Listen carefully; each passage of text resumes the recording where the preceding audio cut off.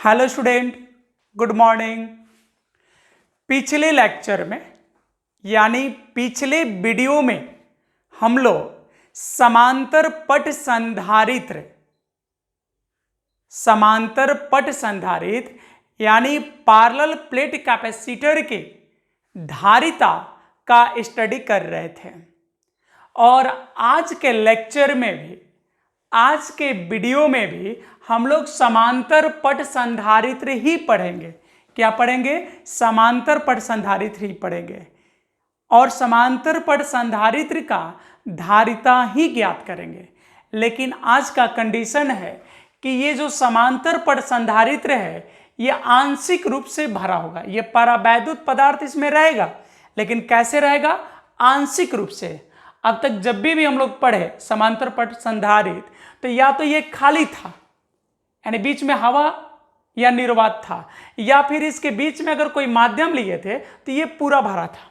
हाँ, एक से अधिक माध्यम हमने लिया यौगिक, लेकिन इसको पूरा फिल किए थे, पूरी तरह से भर दिए थे।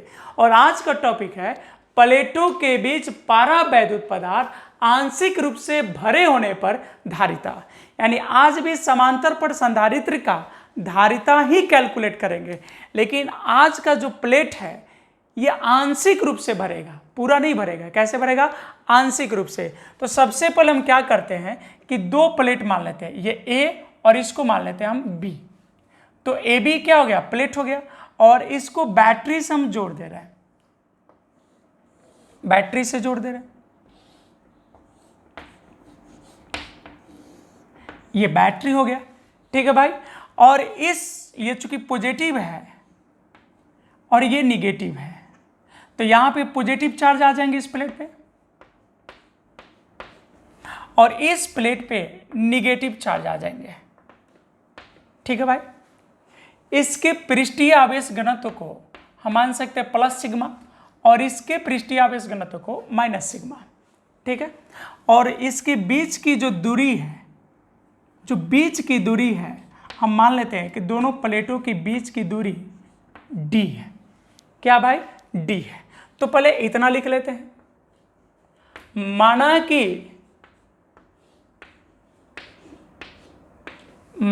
कि कैपिटल A और B दो समांतर क्या है? धात्विक प्लेटें हैं। दो समांतर धात्विक प्लेटें हैं। आपको दिख रहा है ना? दो समांतर धात्विक प्लेटें हैं जिनके बीच की दूरी बढ़िए, इनके बीच की दूरी कितनी है? स्मॉल d है, तथा बीच की दूरी d है, यहां पे दिख रहा है। और इनका पृष्ठीय आवेश घनत्व तो क्या है? एक का प्लस सिग्मा है और एक का माइनस सिग्मा है, तथा इनका पृष्ठीय आवेश घनत्व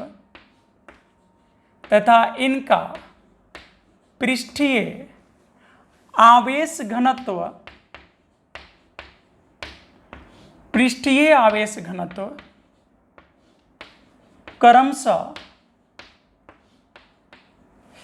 का मतलब ए का मतलब क्या है? प्लस, तो क्रमशः प्लस सिग्मा कूलम्ब पर मीटर स्क्वायर और माइनस सिग्मा कूलम्ब पर मीटर स्क्वायर है, ठीक है। इनका पृष्ठीय आवेश घनत्व तो प्लस सिग्मा कूलम्ब पर मीटर स्क्वायर और माइनस सिग्मा कूलम्ब पर मीटर स्क्वायर है, ठीक है।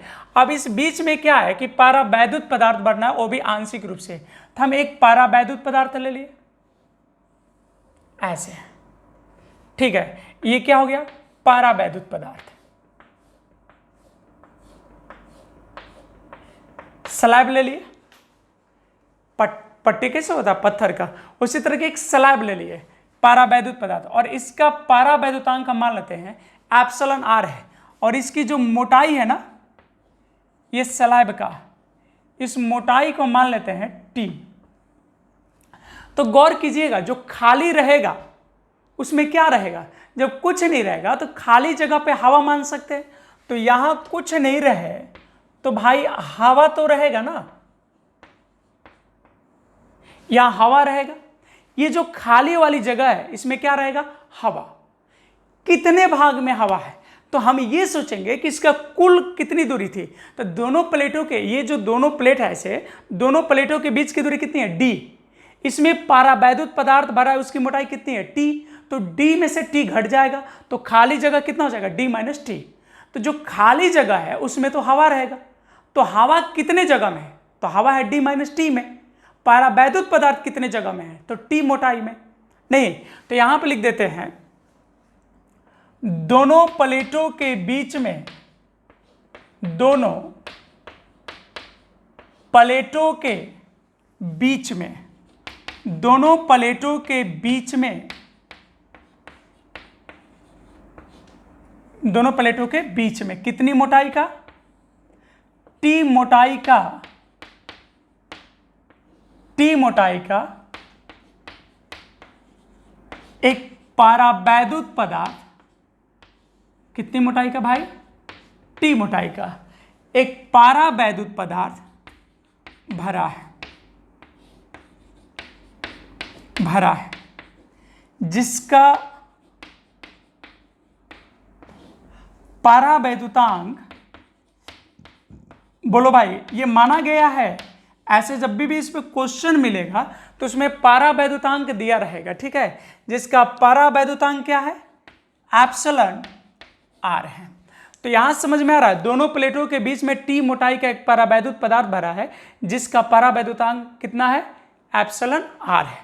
खाली जगह रह गया d माइनस टी। तो एक तरह से अगर हम कहें तो इससे पहले वाले लेक्चर यानी लेक्चर नंबर 5 में हम लोग पढ़े थे कि यदि समांतर पट संधारित्र के बीच में यौगिक पारावैद्युत पदार्थ भरा हो, यौगिक का मतलब था एक से अधिक पारावैद्युत, तो यहां भी एक से अधिक मान सकते हैं। एक ये पारावैद्युत पदार्थ जो स्लैब है, और एक मान लेंगे एक माध्यम हवा हो जाएगा, जिसकी मोटाई हो जाएगी d माइनस टी। समझ रहे d माइनस टी कैसे होगा, देखो ये कुल दूरी है d, इसमें स्लैब का घट गया t, तो हवा कितने भाग में, d माइनस टी। तो दो माध्यम के लिए यौगिक पारावैद्युतता वाले सूत्र लगा सकते हैं। तो यौगिक पारावैद्युतता वाले सूत्र क्या था, जब यौगिक पारावैद्युतता वाले समांतर पट संधारित्र की धारिता हम लोग निकालते थे तो C बराबर सूत्र था A एप्सिलॉन नॉट, याद है आपको, D1 upon epsilon 1, D2 upon epsilon 2 plus D3 upon epsilon 3। इस टाइप का सूत्र पढ़े हैं आप, बोलिए। तो यहां तक स्पष्ट है। अब यौगिक पारावैद्युतता वाले समांतर पट संधारित्र जो धारिता हम पढ़े थे उसका यूज कर दे रहे हैं, तो यहां पे लिख दे रहे हैं अब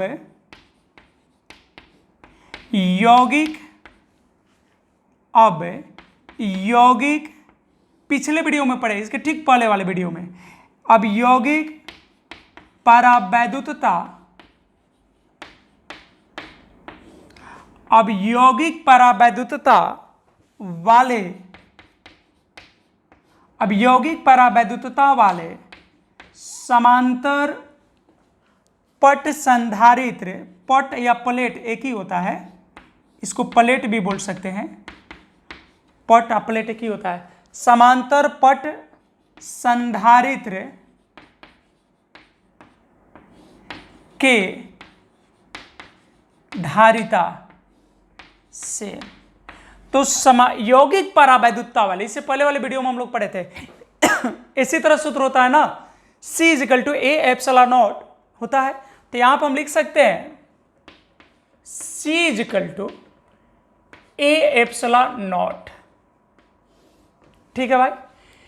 लेकिन अभी माध्यम कितना है, दो, एक खाली जगह में हवा और एक पारावैद्युत, तो ये तो 3 माध्यम के लिए था, तो 2 माध्यम के लिए हो जाएगा D1 अपॉन एप्सिलॉन 1, अब फिर हो जाएगा प्लस D2 अपॉन एप्सिलॉन 2। 2 माध्यम के लिए तो यही होगा, क्योंकि आंशिक रूप से भराते, एक तो पारावैद्युत हो गया, दूसरा हवा हो गया खाली जो है, तो ये सूत्र हो गया। अब यहां देखो ऐसा शर्त नहीं है कि पहला माध्यम किसको माने, हवा को भी मान सकते हैं, पारावैद्युत पदार्थ को भी मान सकते हैं। तो हम मान लेते हैं पहला जो माध्यम है वह हवा है, इसी को मान लेते हैं। तो अगर हवा मान लेंगे तो एप्सिलॉन 1 का मान तो 1 हो जाएगा, क्योंकि हवा या निर्वात के लिए पारावैद्युतांक कितना होता है 1, और इसकी जो मोटाई है D1, D1 का मान कितना हो जाएगा, D1 का मान हो जाएगा, नहीं दिख रहा है ना, D1 का मान हो जाएगा, देखो ये तो अब पारावैद्युत को ε2 मानेंगे हम, या यहीं पे मान लेते हैं, तो जो पारावैद्युत है उसका हो जाएगा εr, पारावैद्युत का क्या हो जाएगा εr, दिख नहीं रहा है, चलो कोई बात नहीं है। यहां गौर कीजिएगा, यहां पहला माध्यम हवा को मान लेते हैं, तो ε1 कितना हो जाएगा 1, क्योंकि हवा का पारावैद्युतांक 1 होता है। दूसरे माध्यम हम पारावैद्युत को मान लेते हैं, तो ε2 का मान हो जाएगा εr। देखो इसकी अपेक्षिक विद्युतशीलता या पारावैद्युतांक εr माने, ये जो ε1 है यह हवा है, तो इसकी जो मोटाई है D1 वो कितना हो जाएगा, तो हो जाएगा D - T, क्योंकि कुल दूरी जो है D है, तो उसमें से T तो पारावैद्युत हो गया, तो हवा कितना बच गया D - T, और इसकी जो मोटाई है, दूसरा माध्यम चूंकि पारावैद्युत को माने हैं, तो इसकी मोटाई T है, T है, देखो इसकी मोटाई हो गया T, पारावैद्युतांक εr। तो दूसरा माध्यम हमने माना है किसको, पारावैद्युत को, तो पारावैद्युत यानी ε2 का मान माने εr, और इसकी मोटाई हो गई T, खाली जो बच गया वो हवा हो गया।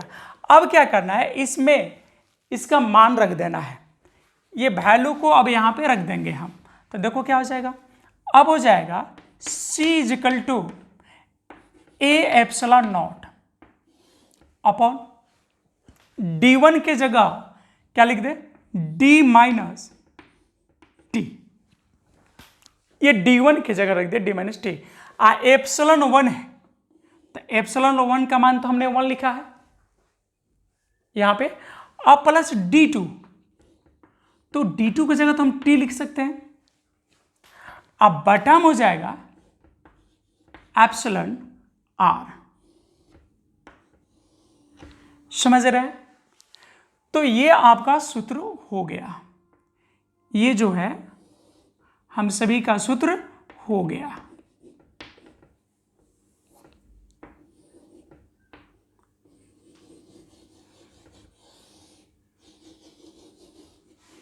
ठीक है, अब इसको एक स्टेप और बढ़ा सकते हैं हम, T को कॉमन करके, देखो T यहां भी है और T यहां भी है, तो यहां तक स्पष्ट है, थोड़ा सा इधर मिटा लेते हैं।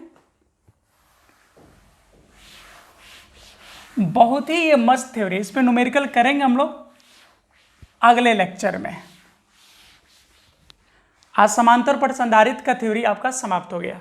तो C = हम ऐसे भी लिख सकते हैं A ε0,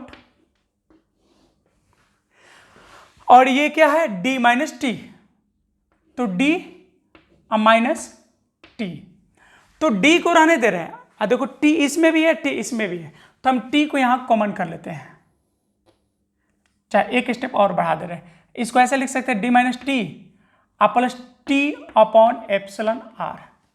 तो ये दोनों वर्ड को आप देखिए, सिर्फ ये दोनों को, इस दोनों में T है ना, तो हम लिख सकते हैं C =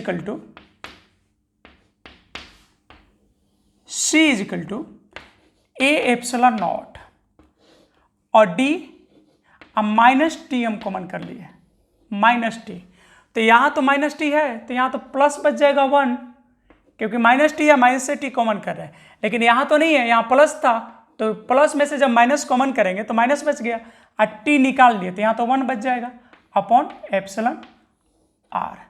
तो ये सूत्र का भी यूज होता है, ठीक है। और इस तरह से आपका समाप्त हुआ समांतर पट संधारित्र, जब उनके बीच में पारावैद्युत पदार्थ हो, लेकिन कैसे, आंशिक रूप से भरा हो, ठीक है। तो लिख दे रहे हैं, जहां C आंशिक रूप से भरे, जहां C आंशिक रूप से भरे समांतर